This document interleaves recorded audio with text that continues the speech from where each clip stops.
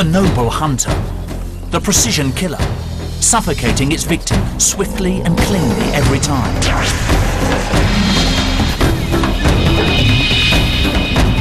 But is this squeaky clean image of the king of the beasts really true?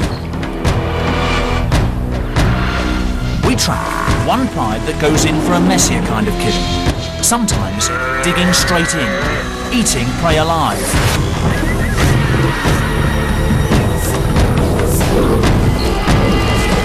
As we follow the fortunes of a new litter of cubs, we ask, where do these habits come from? And are they here to stay? Is this typical behaviour, or will we write them off as lions behaving badly?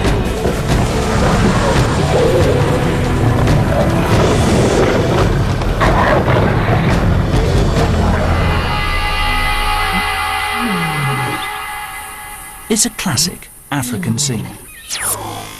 The lions look unruffled. The Cape buffalo, opponents built like tanks, size up for a dirty fight. Lions have developed what looks like the perfect kill.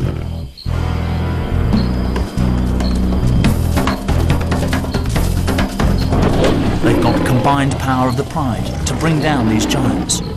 Custom-built jaws to crush the windpipe. The kiss of death, quick and clean.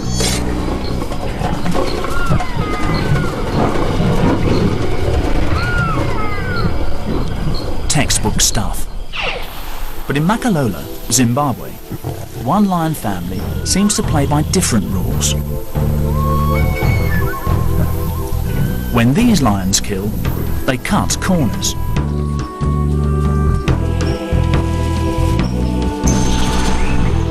Right now, one-year-old cubs swell the pride's numbers.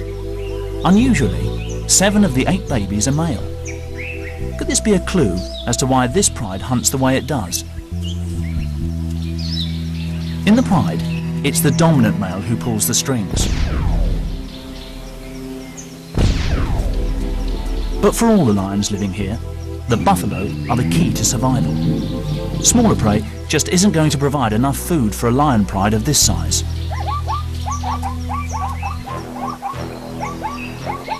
There is one sister to the 7 brothers. Born to Laduma, the senior female, Evie's future looks rosy. All she needs to do is copy mum. But Laduma is set to have a harder job training her sons in the art of the kill. 2 sons already look set to shine. Malu has brawn, while Kimber has brains. Together, they could really stir things up.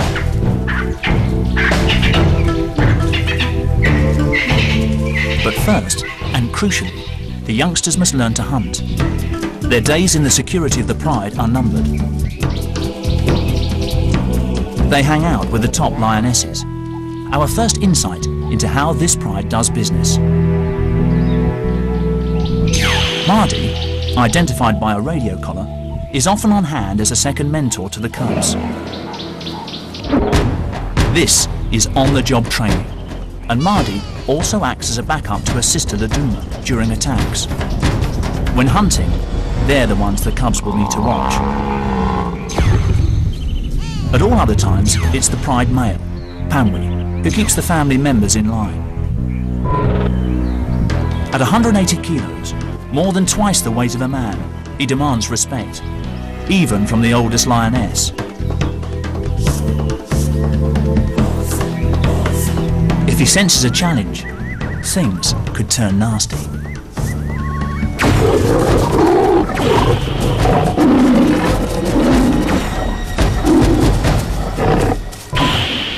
Pamwi's been in charge for nearly 3 years in this part of Zimbabwe's Wangi National Park.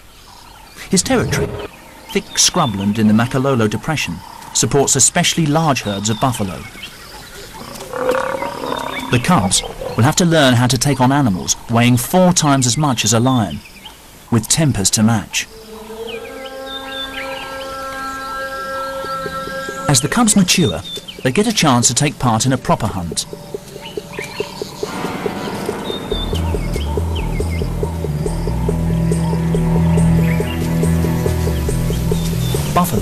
come to battle equipped with some of the heaviest and deadliest horns in the animal kingdom. Lesson number 1. Know how to pick the easiest target.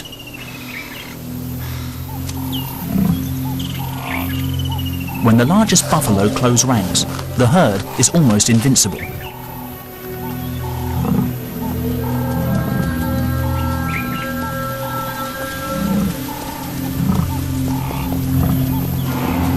Laduma takes the lead. She's always up front. But how will the rookies react to the buffalo front line?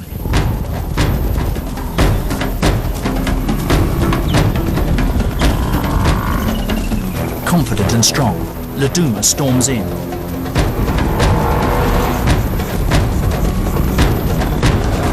She's got a calf in her sights. The two boys approach from the flank. The buffalo fight back. Laduma lets go and the cubs scatter, but she won't give up that easily and sneaks in for another go. But the herd now has the upper hand.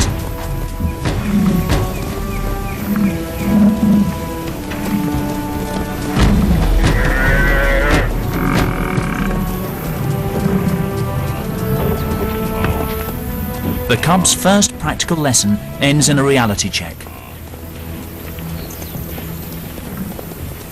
What went wrong? It all started well. Laduma grabbed her chance. A calf, isolated when the herd panicked. But her sons and the rest of the pride failed to back her up in time. This gave the buffalo the chance to regroup. In the end, the lions were outmaneuvered by their prey. Strength in numbers and team play won the day.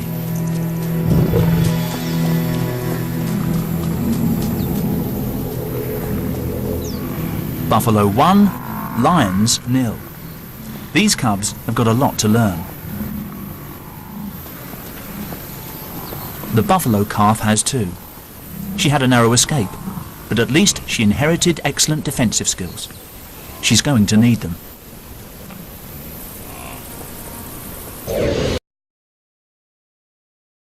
Three months earlier, she spent a few hours as a helpless newborn.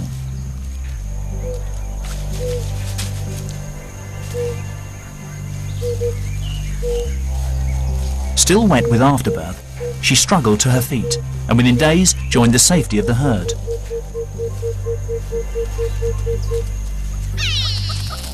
She'll have to use all her natural-born resilience to survive the lions of Makalolo.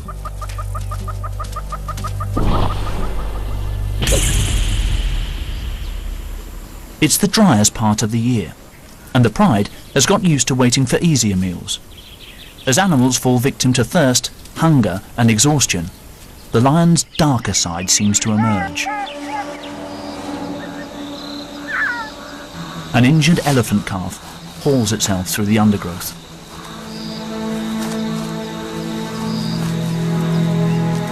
Noisy enough to attract attention. The wrong kind of attention. It looks like the end of the road for this baby. Earlier, a pushy buffalo herd unsettled an elephant family at a waterhole.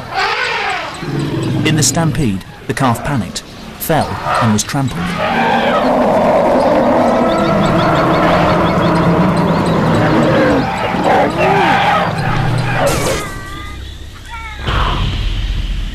It was left for dead, but on broken legs,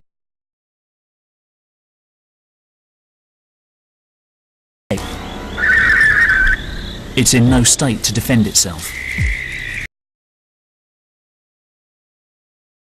Usually, we'd expect lions to suffocate their prey by clamping the victim's windpipe before they tuck in. This is the first time Laduma's sons, Marlu and Kimber, have encountered a situation like this. What will they do?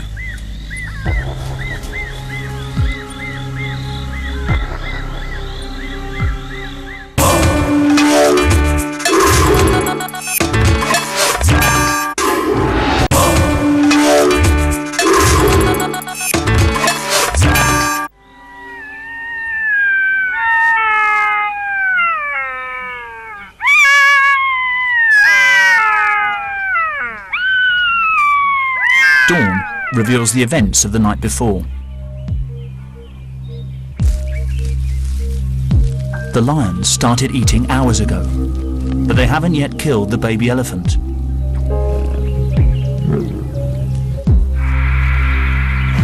Although still alive, it barely moves.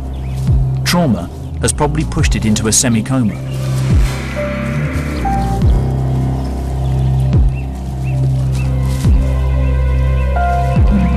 To human eyes, this might look brutal, but we can't judge lions by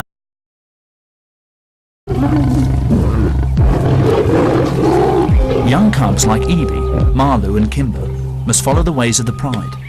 They just copy their elders.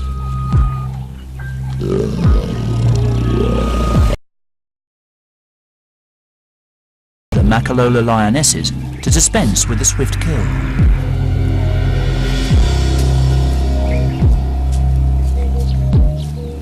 Maybe the clue is in the victim's behaviour.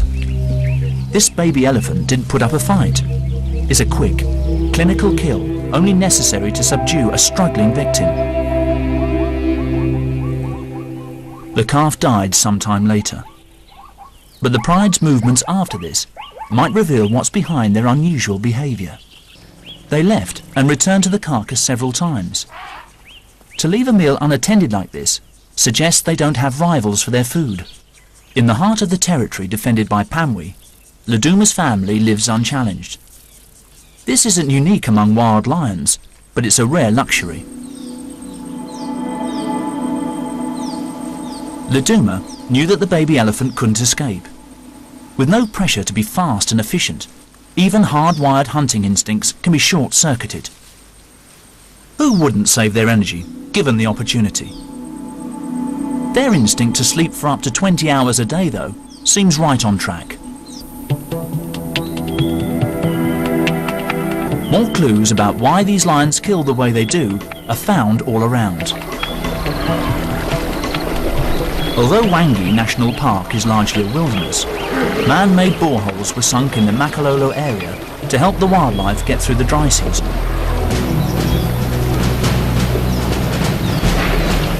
Elephants, like all the grazing animals here, will travel huge distances every day to get water. When two heavyweights want the same thing, sometimes the pressure valves burst.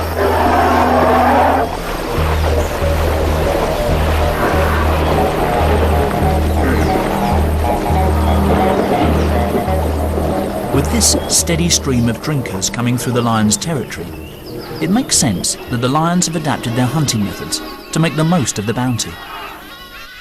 But the question for the cubs is this: was eating an animal alive just a one-off, or are they likely to make a habit of it? Night. Pamwi's pride has woken up and is on the hunt again. More training for the cubs. Laduma is yet again the linchpin. It's not unusual for adult females to do most of the work during hunting, but tonight, she has an even bigger job.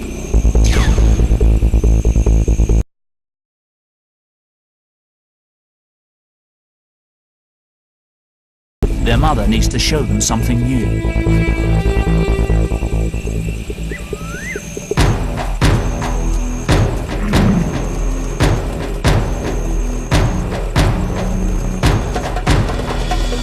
Tonight, can they help coordinate the attack and show the buffalo they mean business?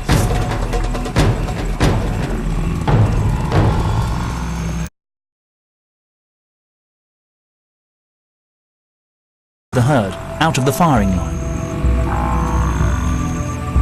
Even for a lion, this huge wall of living flesh is formidable, and they lose their nerve.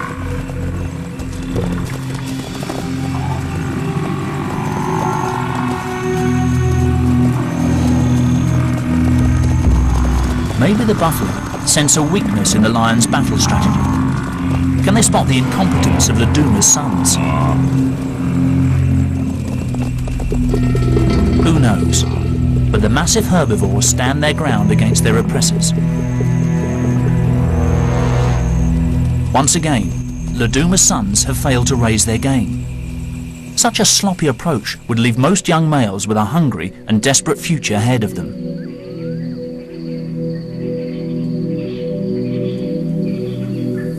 But Makalolo, yet again, offers them a soft option. Another tiny elephant calf wanders alone.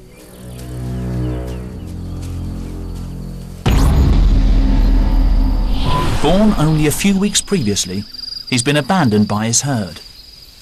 Newborn elephants are prone to attack, and sensing danger, his mother and concerned aunts try to push the calf to its feet.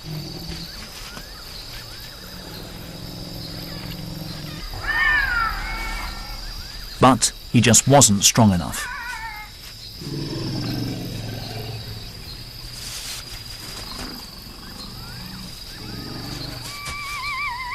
His family stuck with him at first, but eventually had no choice but to leave him and let nature take its course.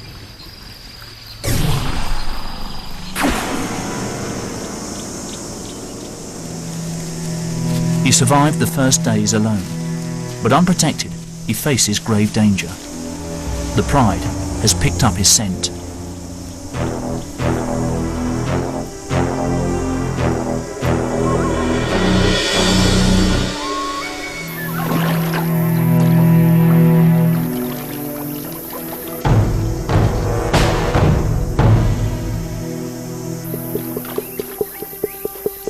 But the baby gets a lucky break. A bull elephant crashes onto the scene, stalling the lion's attack.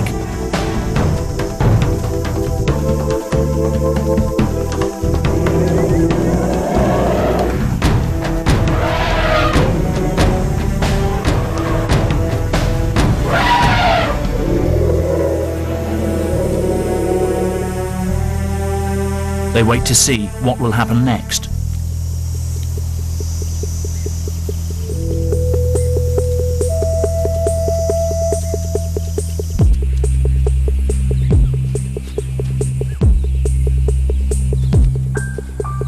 The orphan remains at risk. Will a bull elephant, an unpredictable loner, tolerate a calf? They seem to form an unlikely alliance.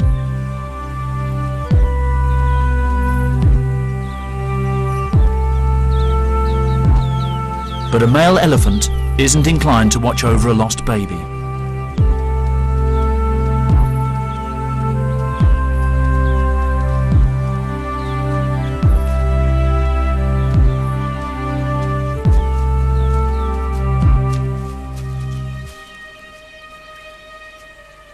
Their companionship can only last a few hours. The calf stumbles on alone.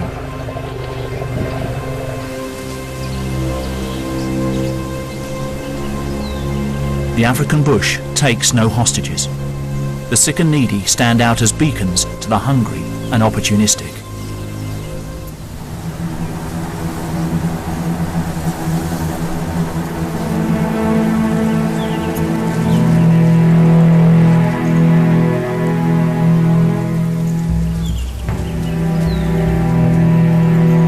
The vultures are already here. Predicting impending doom is their speciality. Trumped by nightfall, they must wait for another day.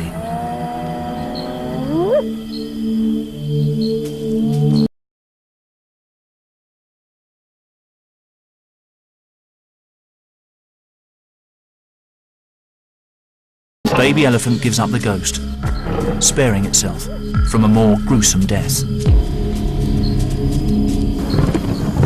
Marlu and Kimber, now juveniles, don't know it, but this will be the last time they feed so easily. They've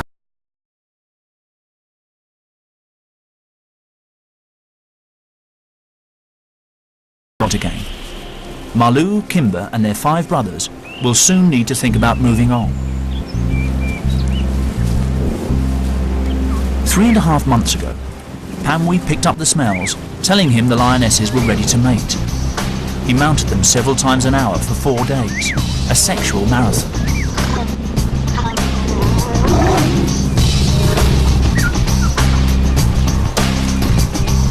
The birth of a new litter will mark a turning point in the lives of Marlu and Kimber. With more mouths to feed, it's crunch time. The extra competition means life will get tougher from here on in.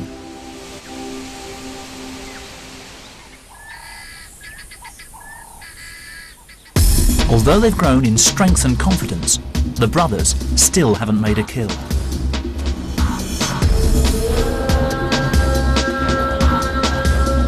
The time for lessons is almost over.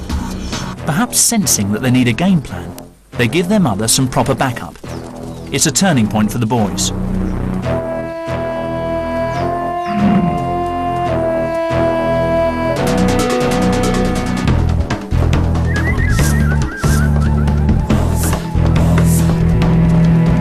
The buffalo look rattled. A fast charge confuses the herd, and in the chaos, there's a straggler.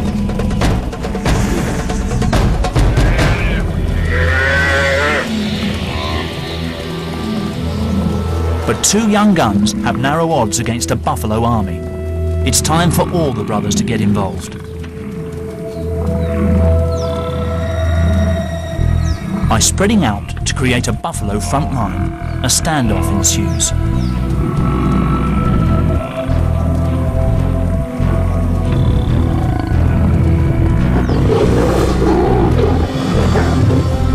The lions still need an old hand for the finishing touch.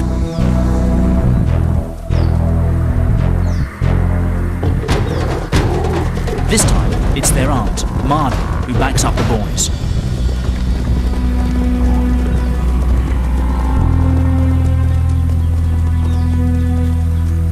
The cubs did help to execute a classic ambush, but they still can't finish the job.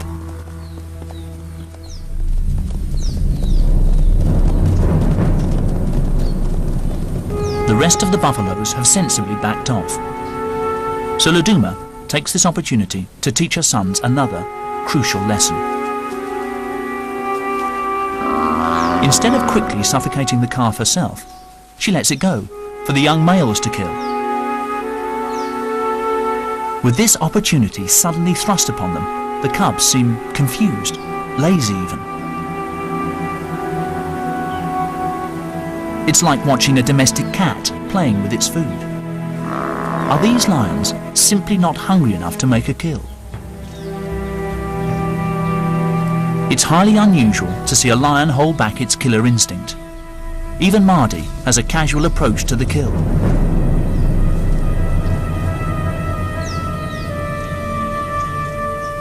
Then, the calf suddenly struggles a little, and a primal instinct kicks in. Mardy grabs the animal's throat.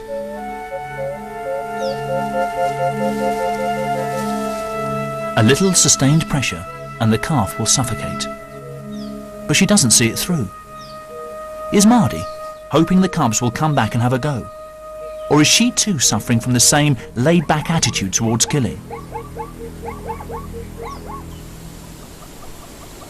Even faced with the wrath and weaponry of the Cape buffalo, can they simply not be bothered to learn to kill in the classic way?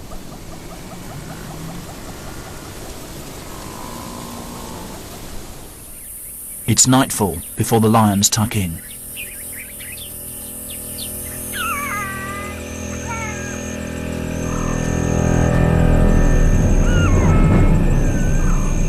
Round here, death does not always come quickly.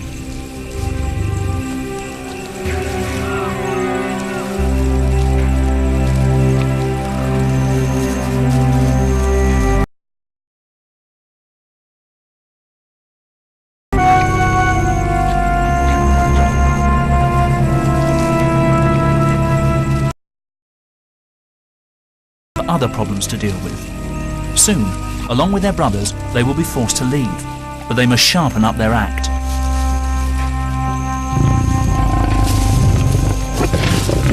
Family dynamics are changing. The growing males are showing dominance over their mothers, but they still can't handle killing on their own.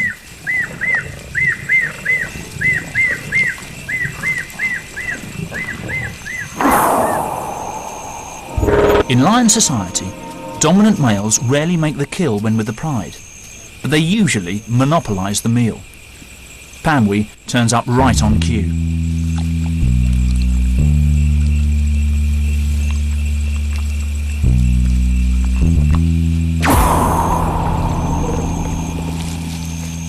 Kimber and Marlu give him space.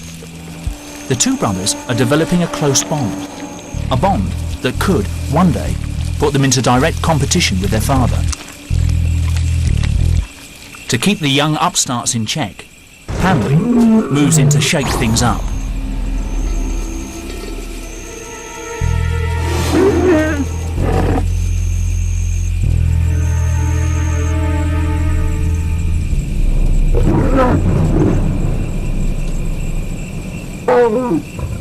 Pamwi's grown-up cubs now crowd the carcass, so he turns on them.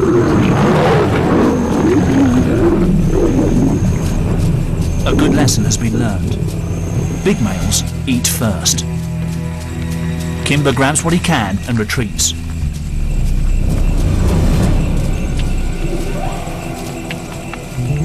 The new litter of young cubs gets preferential treatment. From now on, the adults will look out for them.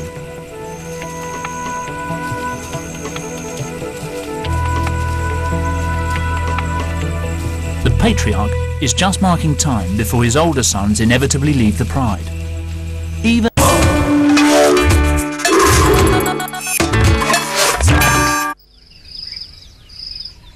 tensions within the pride simmer on into October. Then the Makalolo heatwave begins.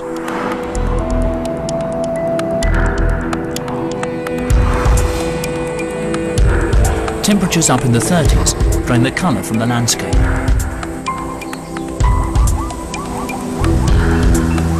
Dust storms sweep through, and even the man-made boreholes dry up.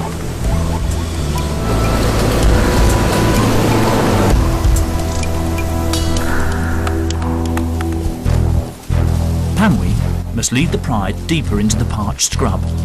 Kimber, Marlu and the other large cubs still trek with the family. With food getting harder to find, they remain an essential part of the team.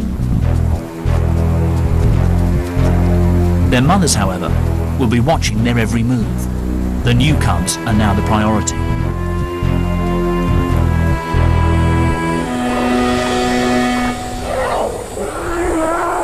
At what's left of the waterholes, thousands of feet and hooves churn the mud into a potential death trap. Adult elephants indulge in the usual skincare routine, but for a baby, it's a new danger.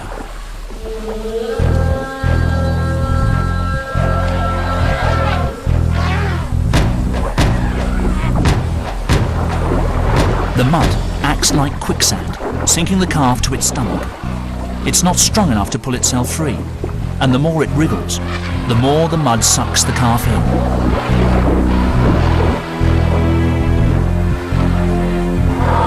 The elephants in this area have already lost 2 calves.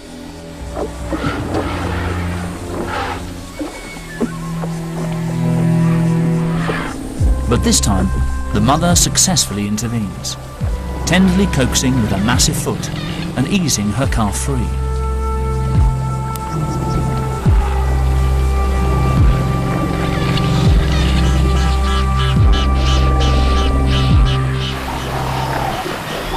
The mud is a real menace.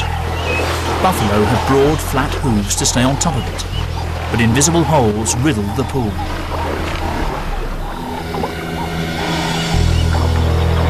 Once you slip in, the mud draws you down further.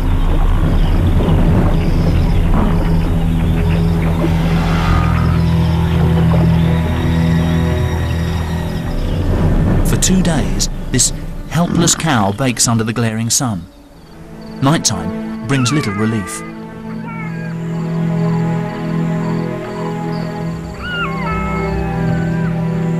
Jackals become constant companions.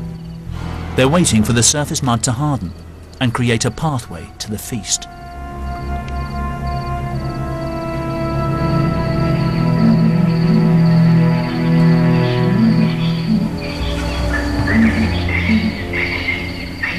On the 3rd morning, the buffalo faces an even worse fate. The Makalolo pride turns up. As usual, it's Laduma who takes the responsibility. To get a good hold on the animal, Laduma will need to reach it without getting stuck herself. If she can, her pride will eat well.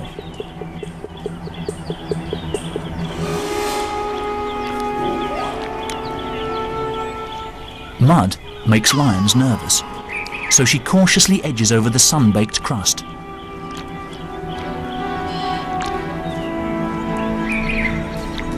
Even though she could simply start feeding at the soft rump, Laduma seems to want to show the cubs a textbook kill. She can't reach the windpipe. Instead, she holds the buffalo's snout, long enough to bring a quick end. It's a mystery why Laduma chose to go for a traditional kill this time.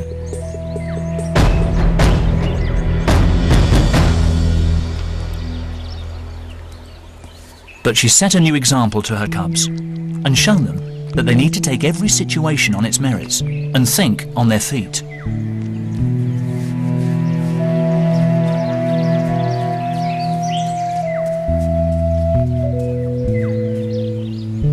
This buffalo could have appeared more threatening than we think. If it had struggled, it could have dragged one of the lions into the mud. Maybe by killing it first, Laduma made sure they could eat in safety.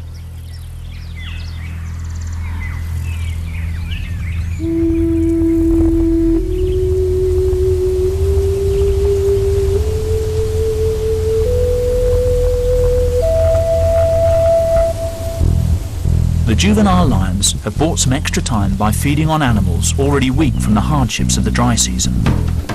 But for Kimber and Marlou, these lazy days hanging out with their mother and relying on her to provide their food are numbered. Nearly fully grown, the boy cubs have huge appetites and growing aspirations. November brings long-awaited relief from the heat.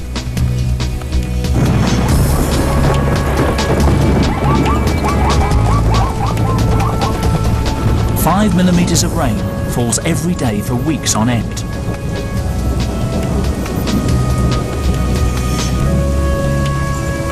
Gradually, the rains rejuvenate the scorched landscape.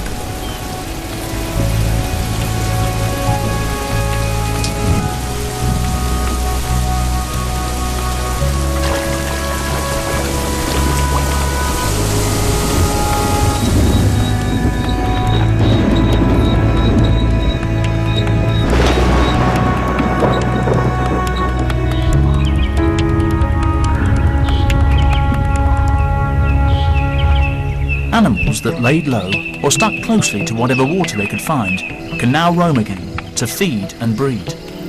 The annual baby boom has arrived.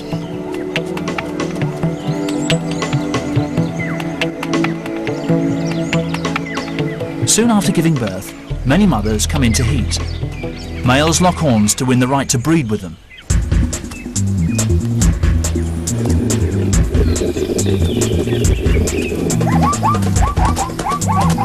Zebra males lash out, nipping each other and kicking with their powerful legs. But one zebra mare stands quietly by. Her stillborn foal has lain dead for over 24 hours, but still, she continues to watch over it.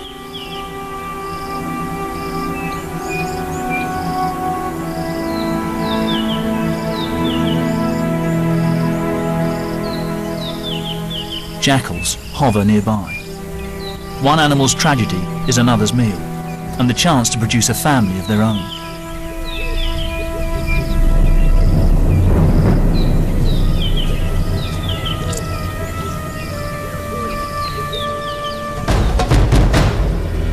The rains bring abundance in Makalolo, but also upheaval. The juveniles in the lion pride face a trying time. They must earn their keep and regularly take part in the hunt.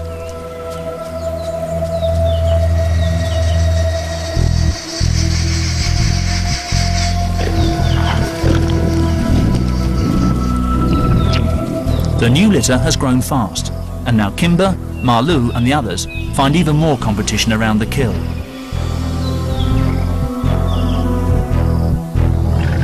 But for juvenile males, the cold shoulder treatment is an essential part of growing up. Instinctively, they know not to fight for their place, and they know their father well enough. He would stamp out any challenge to his authority. But after the meal, the family fault lines temporarily close over, and they enjoy a bit of quality time. The young cubs are catching up fast, and the lionesses have their work cut out.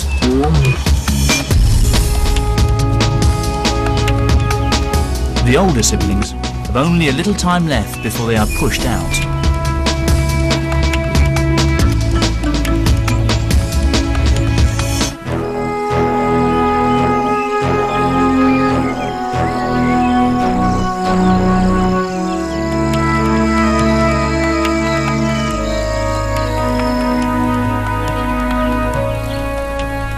Increasingly, the adolescent gang rests up away from the main pride. Even the lionesses are getting tired of the older cubs, and they're always under the watchful gaze of Pamwi.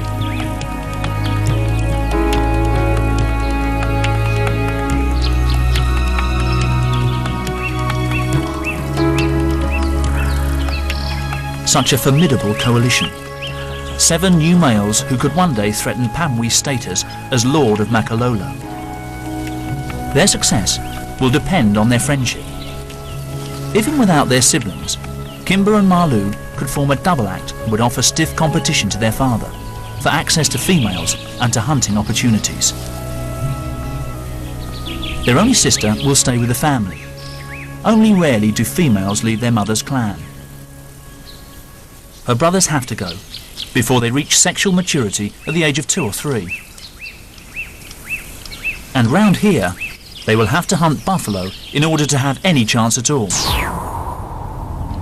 Kimber and Malu face a dangerous and unpredictable world. They will have to cross countless other territories. Neighbouring pride males will be ready to defend their turf to the death. With their manes starting to grow thick and new surges of testosterone coursing through their veins, it won't be long before they want to go. Let's hope they've learned enough to take on new rivals.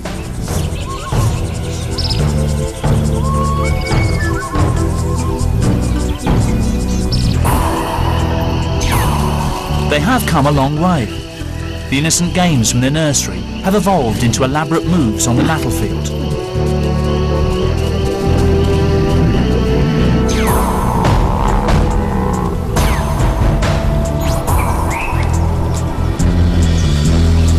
It's taken months of trial and error, but finally, Kimber and Malu and the rest of the brothers rise to hunt as one.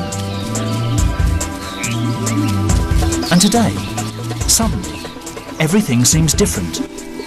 They are seeking the ultimate challenge, and this time will tackle it in their very own way.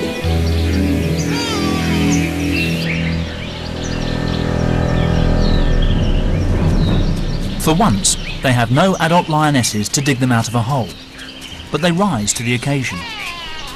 Good teamwork helps them locate and ambush a solitary buffalo bull.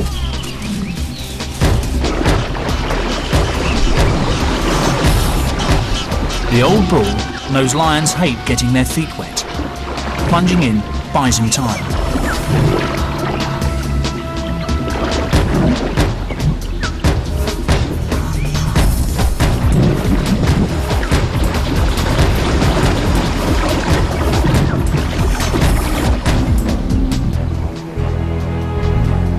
Malu courageously wades in.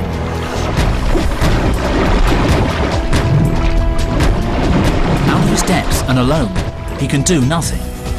And what's more, this bull has attitude.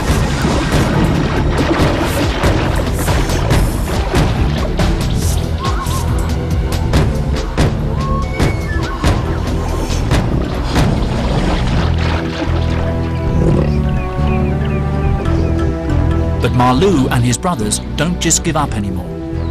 They've grown in maturity and in patience. Working together, they prove they can cope on their own.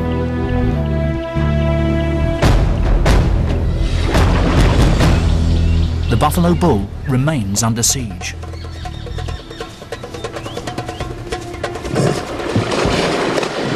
the lions play safe. Rightly so.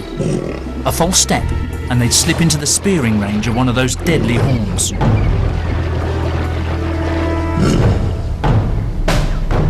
They stake out the bank, harassing and wearing down the cornered buffalo.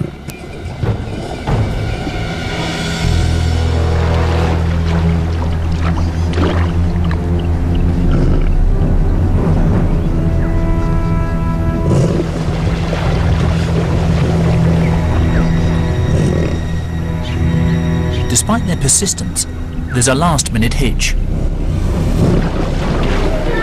A bull elephant shows up at the waterhole.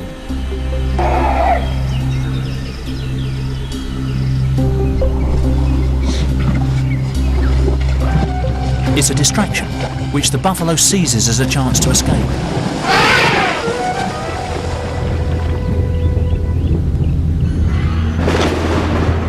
On this occasion, luck ran against them, but even seasoned hunters regularly miss their target.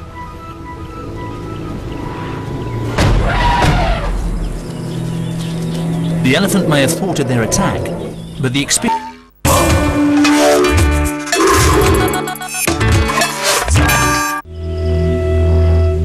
The good times are over. By June, everything dries up again.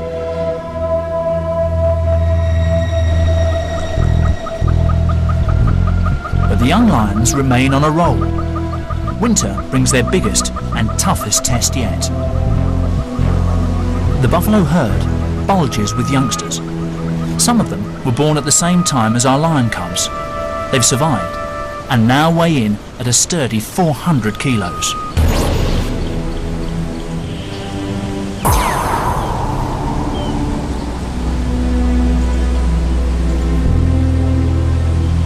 More muscle to strengthen the buffalo line of defense.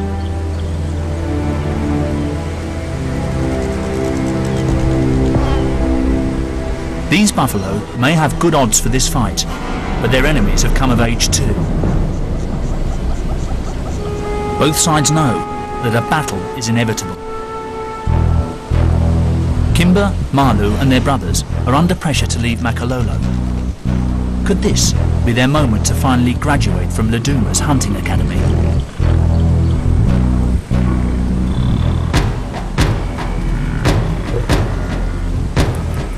Luduma does what comes naturally to her and spearheads the attack. After several mock charges, they succeed in isolating a young buffalo. Kimber claws into her back to hold her. The adult buffalo turn back, but the lions remain focused. Staying well away from the sharp end, Malu and Kimber finally help Luduma bring the animal down.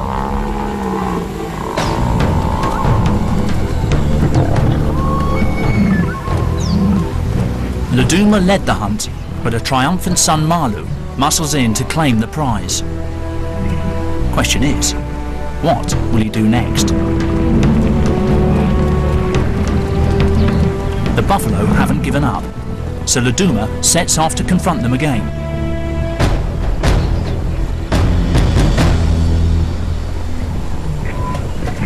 She successfully holds them off, buying her sons more time. Although the cubs have been a great help, it looks like the final responsibility still falls to their mother. She goes straight for the windpipe.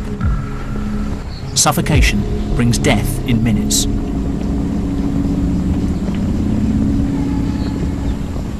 For these cubs, it looks like they won't learn to finish their prey off until they've left home and are forced to do it for themselves. But at least they've shown that the unconventional habits they experienced when they were very young aren't necessarily here to stay.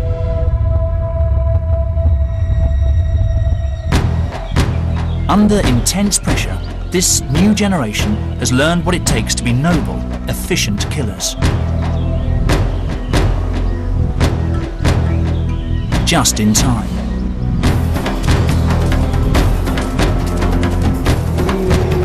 An excursion into the territory next door gives Malu and Kimber a huge fright, when Pamwee's nearest competitor gives them a real taste of things to come. realising it's time to leave, Marlou and Kimber lead the exodus. Their father now has a new litter to help the females with the hunt. But they go armed with the experience to survive beyond the cosy world of Makalolo. In time, this powerful coalition of brothers will rule the bush elsewhere. For their mother, it's business as usual. The cycle of feast and famine in Makalolo goes on, and Laduma will continue to roll with the punches. Whether that involves killing her victim first will be down to what seems best at the time. Lions are not the clean-cut, noble hunters we like to think they are. Just like us, they will cut corners and take the easy route whenever they can. And if that means eating their prey alive, so be it. But these lions aren't behaving badly. They are just being themselves.